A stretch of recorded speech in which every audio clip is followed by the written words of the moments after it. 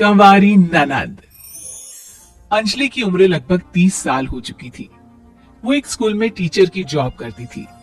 अंजलि के घर में उसकी माँ के अलावा उसका छोटा भाई और भाभी भी रहा करते थे। 30 साल की उम्र होने के बाद भी अंजलि की अब तक शादी नहीं हुई थी। इस बात को लेकर अंजलि की माँ रुक्मिणी देवी काफी परेशान रहा करती थी। माँ, मैं स्कूल जा रही हूँ, जरा मेरा टिफिन तो दे दीजिए। अब क्या पूरी जिंदगी मैं तुझे टिफिन बनाकर देती रहूंगी?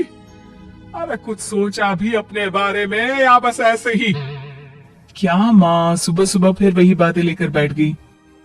माँ गलत क्या कह रही है अंजलि दीदी, इतनी उम्र हो चुकी है आपकी, माँ कब तक आपकी सेवा करती रहेंगी। भाभी, मैंने माँ को कब कहा कि मेरी सेवा करो?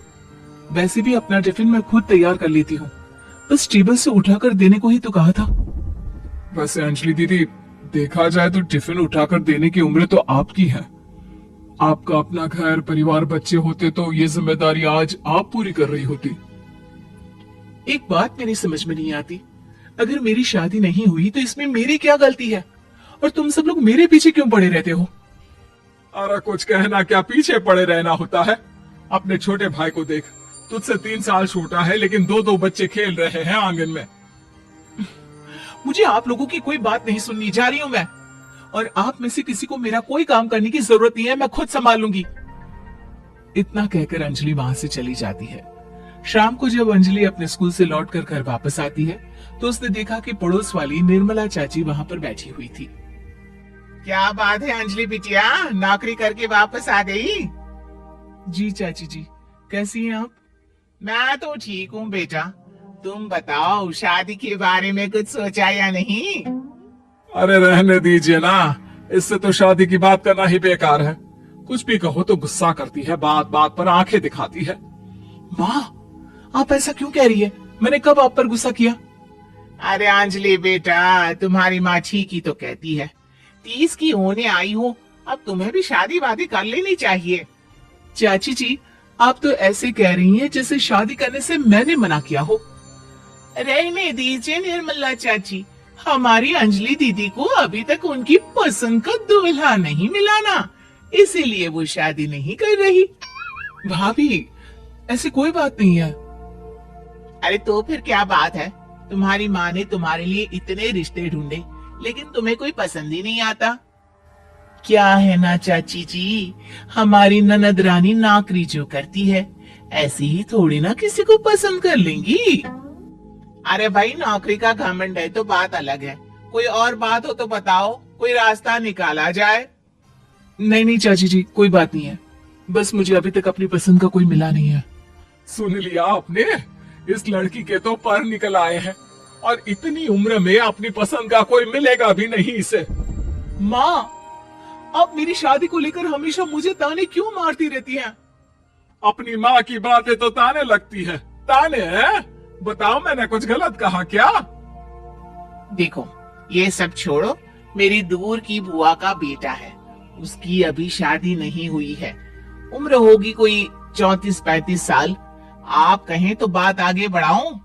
अरे हाँ हाँ, क्यों नहीं, ये भी कोई पूछने की बात है। अरे जल्दी से लड़के को यहाँ बुला लो। माँ, आप मुझसे पूछे बिना मेरी शादी की बात करने जा रही हैं, और मेरी उम्र 30 भी पूरी नहीं हुई है। निर्मला चाची कह रही है कि वो लड़का 35 साल का है।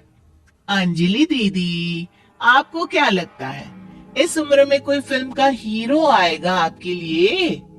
देखिए, अब पसंद और नापसंद की बात तो रहने दीजिए, पसंद करने की उम्र तो आपकी निकल चुकी, अब तो जो भी मिले उसी से शादी कर लीजिए, इसी में भलाई है। तेरी भाभी बिल्कुल ठीक कह रही है, अब जैसा रिश्ता मिले उसके लिए हाँ कर देना, ताकि हम भी गंगा नहाए। ठीक है, चलिए, मैं उस लड़के को कहती हूँ, वो कल ही अंजलि को देखने आ जाएगा। अगले दिन निर्मला चाची के दूर का रिश्तेदार अंजलि को देखने उसके घर आता है। उसका नाम था अजय। अंजलि जी, तो आप नौकरी करती हैं, वो भी स्कूल में? जी हाँ, मैं स्कूल में टीचर हूँ। हमारी बेटी बहुत होशियार है, अरे पढ़ने लिखने में इतनी होशियार है, इसीलिए तो इसकी नौकरी लगी है स्कूल में। हाँ हाँ ठीक है आंटी जी, जरा मुझे भी तो बात करने दीजिए आपकी बेटी से। जी पूछिए ना, क्या पूछना चाहते हैं?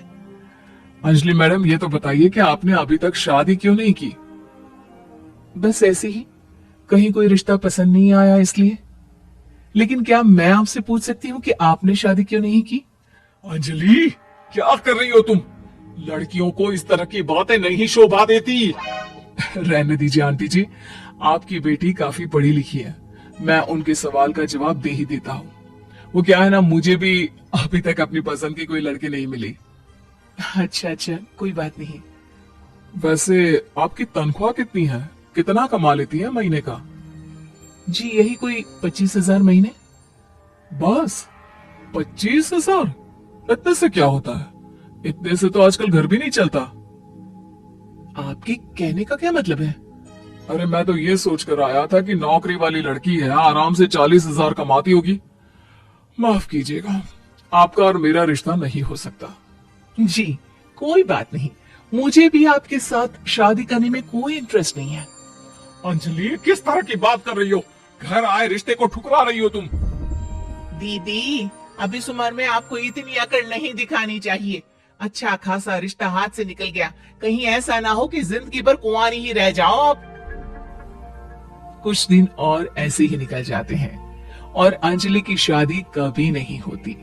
अंजलि के परिवार वाले बिंदास उसे ताने मारते रहते हैं, लेकिन अंजलि एक बड़ी नौकरी की तैयारी करती है और उसमें सिलेक्ट होने के बाद अंजलि को एक बहुत बड़ी नौकरी मिल जाती है।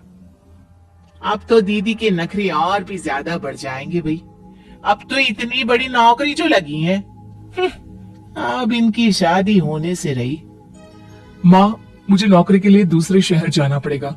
आप जानती हैं ये बहुत बड़ी जॉब है और इसमें पैसे भी बहुत ज्यादा मिलेंगे।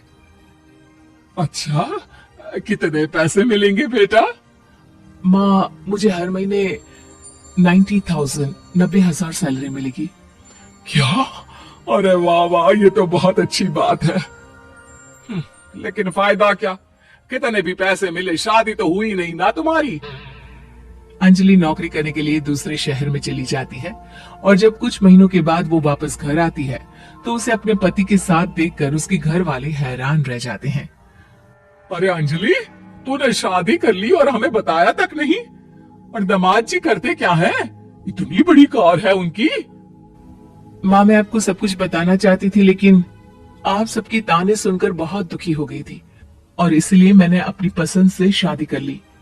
मेरे पति मेरे साथ ही ऑफिस में नौकरी करते हैं और बहुत बड़े अफसर हैं। और एक बात बताऊं माँ, आज मैं बहुत खुश हूँ।